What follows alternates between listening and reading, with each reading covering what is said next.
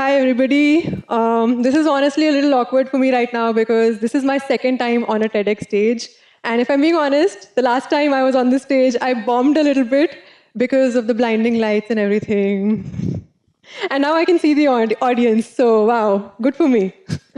Anyway, so I'm Tanya Khanijo, and I have a very interesting job that I want to talk to you about today. What I do is I travel for a living, and whenever I'm on my trips, I record my journey and my experience. And when I come back, I edit them out into a mini web series for YouTube. And honestly, I have no umbrella company that sponsors me, and I have no media house that employs me. And for that matter, I did not even have a mentor when I got started on creating this job. I say created because I practically created it for myself. I'm a YouTuber, and with just over 100 YouTube videos, I'm at a 500,000 subscriber number. And today I'm here to talk to you about how I became a self taught travel filmmaker.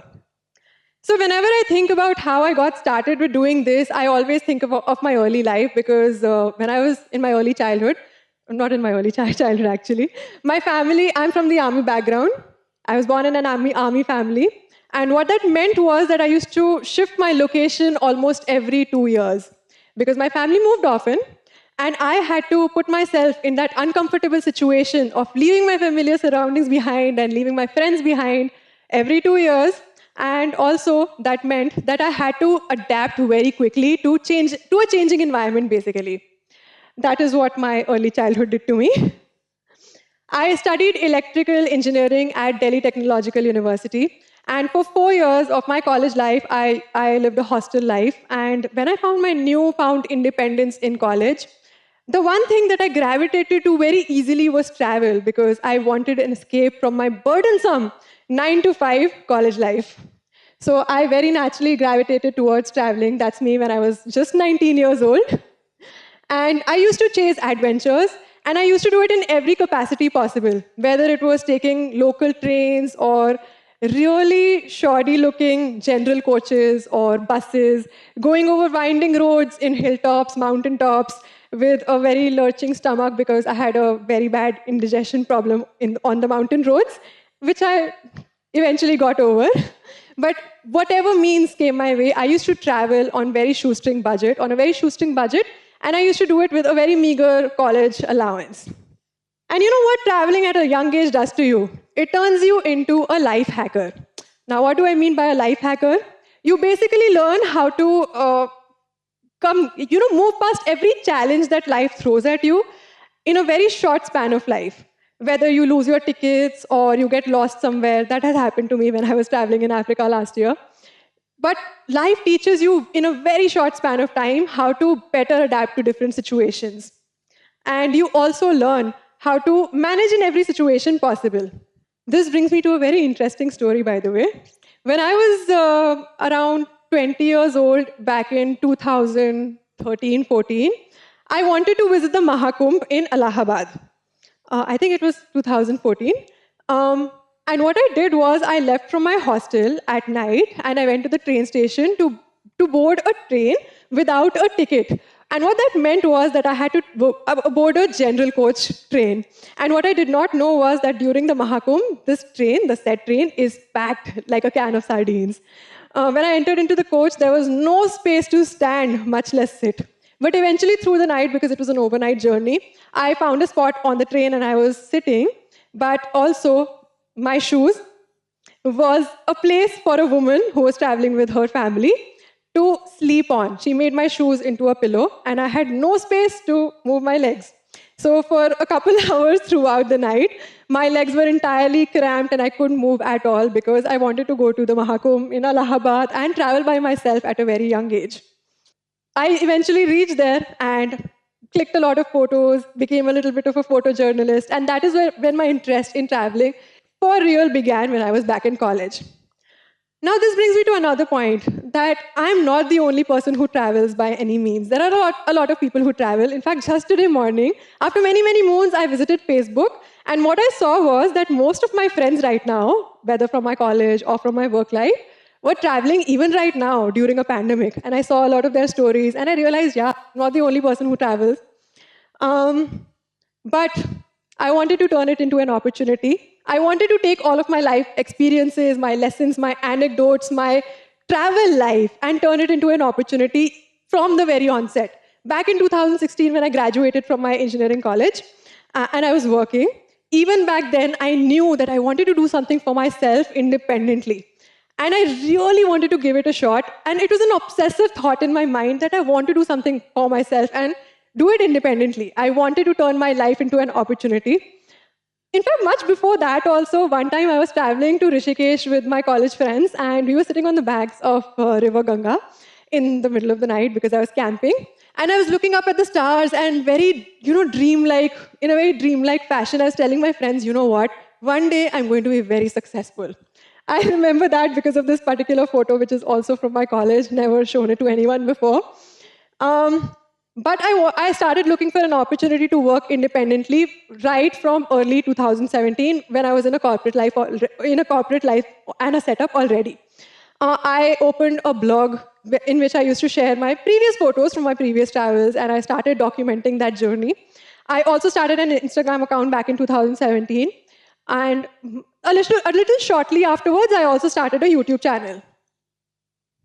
Now, when I had this thought for the first time that I want to do something independently, I could have gone to a film school or worked for a media house or a magazine or become a photojournalist or study to become one. But I often think, why did I choose YouTube as a platform for documenting my travels? So the number one reason was that I desperately wanted to do something for my own self and be my own boss. I always visualize that I'll be successful and I'll be my own boss. And YouTube gives you an opportunity to do just that. There are several YouTube creators in our country right now, one of them even sitting right here. But what YouTube does is it gives you an opportunity to showcase whatever skill you have and put it out there for the world to see. My skill in my mind was traveling, and I wanted to showcase it, and YouTube was a very natural option for me to gravitate towards. And honestly, I wasn't very successful on my blog page or on my Instagram at all because I wasn't the best at writing. And I shortly realized that I was very good at visual storytelling and creating videos, or at least I had a natural interest in doing that. So YouTube was a natural choice because I found that I was good at visual storytelling. So why not try and get better at it and put it on YouTube? Of course, YouTube monetization is a big advantage because YouTube pays you a little bit of a revenue for every 1,000 views that they showcase to your audience or whoever it is that is watching your videos. And that monetization is a big advantage because at least you're earning a revenue out of doing whatever it is that you are passionate about. And if anybody is good at a certain thing, I feel like they should try and give video medium a shot, whether it is short form video or long form video, because if a picture speaks 1,000 words and if you're editing out a video in 24 frames per second, imagine this. A second of a video is going to speak 24,000 words. So now let me come to what do I really do on YouTube, because I'm pretty sure not everybody of you is familiar with what I do. So I make travel web series, and I call them web series because I edit out my travel experiences in that format. I release episodic content of my travel. And of course, because YouTube is a platform where you need to add a lot of personalization, a lot of your own flavor, I add my own flavor to my videos, even though I try to make them as professional as possible. So I add my own spin to storytelling, write my own scripts, edit out the videos from scratch, and a lot of data. Believe me, I have hundreds and thousands of worth of GB with me already. And I add my own flavor to whatever footage I collect and publish my videos. Now, a lot of my audience members often ask me that, how is it that you think that your videos stand out? And also, people tell me that my videos often give them a sense of nostalgia. And I haven't fully been able to explain this before, but if you're watching my videos, if you're sitting at home, you'll definitely miss travel destinations. And if you're at a travel destination and watching it, you'll definitely miss home. And I think over the last 3 years, when I was finding my space, my niche, I kind of understood what my brand is too. So when I was growing up, I was always a little bit of a sad soul. Not in a bad way, not in a mopey, depressing kind of way, but I don't know why. I've always liked listening to like sad music, or I always put my teenage angst into working harder or setting goals for myself. I used to have this diary when I was a teenager where I used to write down my objectives of the day every day. And I did this way back when I was 13, 14. And I've continued this tradition with myself of being extremely hard in every situation where I felt like I was nearing a failure or I had failed at something. I would try harder to bounce back, and today's talk is also an attempt at doing that, like I mentioned already before that I bombed the last time. So my brand is basically all of my nostalgia and my sad soul element that I add into my videos. I write scripts in a way that will make people reminisce a certain something, even though they do not fully realize that when they're watching them. This was something that I'd figured a long time back, that I like doing this for my videos. This is the treatment I give it. And also, I try and add a touch of professionalism to it by making it into episodic content of travel. And yes, I create independently. I don't have any script writers. I don't have a crew. I don't have big cameras that follow me. Right from holding a camera to pointing it at something while I'm traveling or shooting myself also in some cases, I create independently, which is something that I'm super proud of. And this is something that YouTube has given me an opportunity to do.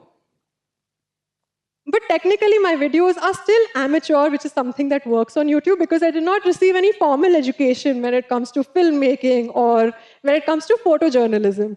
They're amateur, but I feel like little things that I add, like maybe the colors of flowers in the area that I'm at, or the color of the birds, or what species of birds exist in a certain place, or what crops are grown. I try and make these keen observations and put them in subtle ways in my videos throughout, very sporadically, and not very in your face, but these little things, at least in my opinion, make my brand stand out. And yes, I do everything, reiterating it again, that I do everything by myself, whether it's production, sound design, travel, planning, budgeting, music, storytelling, scripting, marketing on social media, even my own makeup, and even making my own coffee in a coffee machine. Yes, I do it myself. And if it sounds difficult to you guys, it's because, believe me, it is. It is very, very difficult, and I've only been able to do this at this point of time because I genuinely loved it, and I was very stubborn about wanting to do this religiously. I wanted to give this format of videos and this flavor of videos a shot. And I created this career for myself from scratch by applying all usable skills to action, whether it is learning how to make videos, whether it is learning how to film, edit, sound production, everything, all the things that I've already mentioned before. I wanted to use these skills to action and create a career for myself from scratch. And I think internet is such a beautiful space because it gives you an opportunity to do that. You can take anything that you're good at and put it on the internet and create a career out of it if you keep reinventing yourself and getting better at doing it. Like I've already mentioned, I remained stubborn and I created this brand of videos, even though every video that I upload, and I don't publish a lot of videos because I put a lot of effort into it, almost like a production house would. At least that's the idea that I've always had since the beginning about my travel videos. So every video that I put, I do stand a chance to gain a lot of subscribers out of it, but I still only very stubbornly stick to what it is that I want to create. There is so much content on YouTube. There are sketches, there are comedy videos, there are vlogs, but I want to stick to my brand and keep getting better at doing that, which is why I think my channel has reached a point where it is at today, and yeah, super happy about that. And another thing is, whenever somebody asks me that what should they do to create good content on YouTube, I always tell them that invest in yourself, invest your time in your skill, even monetarily, invest in your equipment. I know a lot of people say that, oh, you can even start off with phone videos, which is great, you should, but if you take it professionally, invest in good gear also, because that also adds to the quality of your videos. And invest in e-courses, that's something that I did too. And if you do not wish to invest, then invest your time in the free resources on the internet. Invest fearlessly and at the right time, and that will definitely yield you the right results. Also, reinvent your style pretty quickly. If you know that you're good at something, try adding a new flavor to it every single time you publish something. My audience also tells me that they find some new mystery in every video that I publish. It's because I try and apply this rule to my own content also.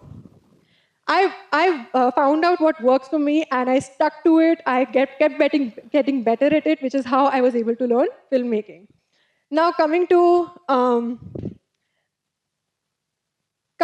how I monetize it.